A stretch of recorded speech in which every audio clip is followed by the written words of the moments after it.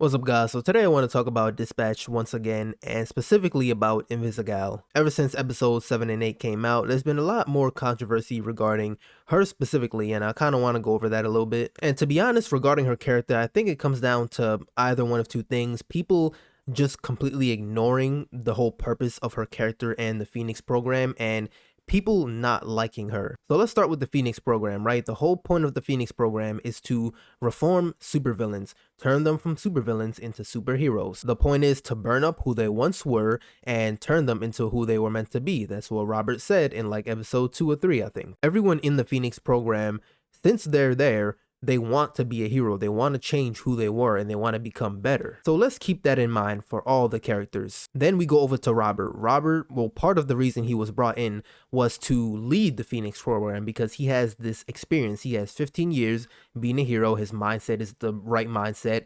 His character, he has the right character for it. So he was offered a job to lead the Phoenix program. So the man quite literally gets paid to deal with all this. He gets paid to believe in everyone on the team, no matter how many mistakes they made or how many times they may make the same mistake. He has to deal with it. The whole point of him being there is to reform these former villains. Now we go over to Invisigal, right? So I don't know, it seems like a lot of people think Invisigal has done a lot more bad than anyone else, or she's just done a lot of bad things in general. Since joining the Z team, the only bad things, negative things that Vizzy has done are disobey Robert in that one mission, right, in the donut shop, and then going off on her own to get the Astro Pulse. The whole donut shop situation, I can agree with, right? She didn't listen. She probably should have listened.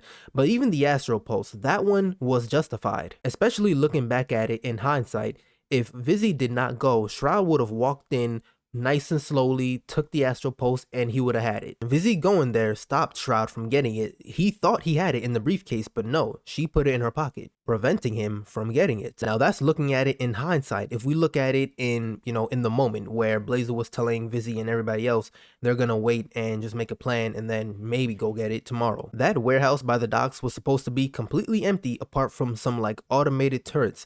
Vizzy offered to go because she can avoid all that being invisible. Nobody else was supposed to know that the Astro Pulse was there. It was supposed to be a nice and easy walk-in, stroll through the park. But still, Vizzy said no, so she went off on her own. When she goes there, she's surrounded by a bunch of gunfire, a bunch of supervillains fighting, and she says something like, somebody dropped a pin in the supervillain group chat, so somebody told all of these villains that the Astro Pulse is here.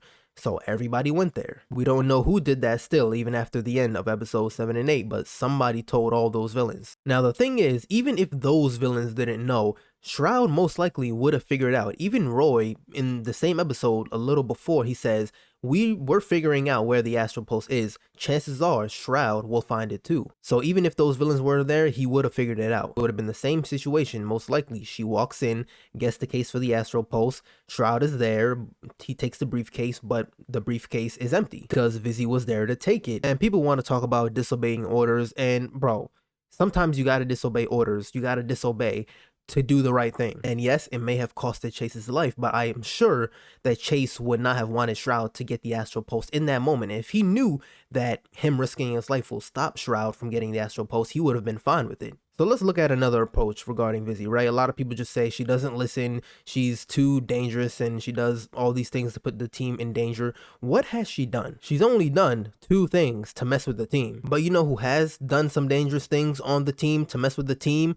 Flambe. Man started fires to put the fires out so he could rise through the ranks. This is also the same guy who tried to kill Robert after that whole bar fight, but I don't see anyone bringing that up at all. I don't see anyone saying they should cut Flambe off the team. Even Flambe himself says he doesn't think they should cut Vizzy off the team because after those things he did, they welcomed him back, no problem. There wasn't even a discussion on whether or not he should come back. But as soon as it comes to Invisigal, everybody wants to act like she's done the worst things ever. And I can understand people maybe not liking Invisigal's character, how she may act childish and this and that. That's fine, right? You can not like the person, but if your job is to help this person and, reform them, you can't let your personal feelings of them get in the way of your job. Also, this is the 3rd time me using this sort of analogy, so What I was saying is the Z team, they're a group of students, right? A classroom.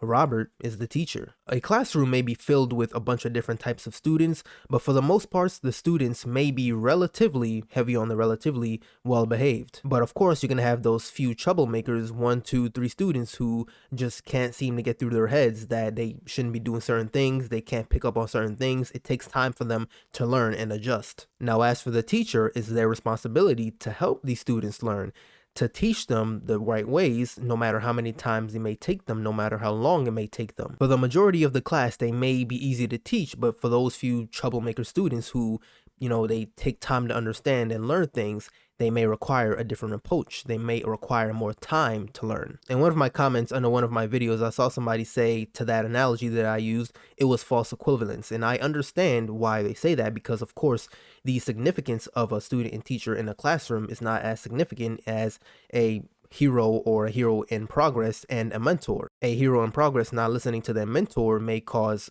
issues, right? It may lead to people getting hurt and things like that. But again, that's the whole point of the Phoenix program. Don't you think SDN and Blonde Blazer knew that these villains may be hard to teach, that if they go out into the field, into the world, they may hurt people, things may go wrong because they are former supervillains? There are like 3 people on the team who have killed people. You have an assassin, a demon lady on the team, a Human Torch. Put aside the significance of the analogy and it's the same thing. I feel like people are just trying to purposely ignore the point of the whole game. Invisigal specifically is like the representation of the Phoenix program. If the Phoenix program ever brings in more villains to turn into heroes, she could be like the main face of it. She could be the face of it. Be like, hey, look at Invisigal, right? This person was a real troublemaker, right? It took her time to adjust, a lot of time, a lot of attempts, but she did it. So if she can do it, you can do it. Like, I will tell this to people, I will explain all of this to them, and they will continue on saying, oh, she was a troublemaker, she did this, she did that. And I understand it completely. It's just you have to, as the person who is supposed to be leading this group of people, this team, you have to bear it. Bro, at the end of the game, if Vizzy ends up being a villain, it says, like, literally, you failed to become a mentor, or you failed being a mentor, and she becomes a villain. You know what happens if you don't fail becoming a mentor? She becomes a hero. It's literally telling you, hey, if you don't do this, if you don't do all of this, if you don't believe in her all the way through, or even for the most part, then she will be a villain. The game is quite literally telling you, and people will still try to refute it. And I swear, bro, these people who argue against Vizzy, they're the same people who like characters like Vegeta. How long did it take that man Vegeta to redeem himself and become a good guy? This man let himself be controlled by like a devil so that he could fight Goku because he wanted to fight Goku. He killed people so he could fight Goku. People will like a character like him and then go over to Invisigal and say, no, she's irredeemable, she's just doing too much, she doesn't understand what it is to be a hero, she doesn't understand the significance of what it is to be a hero. I don't know, I feel like it's just hypocrisy all around. I try to understand all points, every side of it, but I don't know, I feel like it's pretty clear, especially when the game pretty much explains it to you from the beginning and then again at the end. But that's just me. Let me know how you guys feel. Again, I've been seeing this a lot on social media the past few days. Yeah, just let me know your thoughts in the comments. Honestly, let's argue. If you don't agree, let's argue. But as always, if you guys enjoyed the video, like it up, subscribe, and I'll see you in the next one.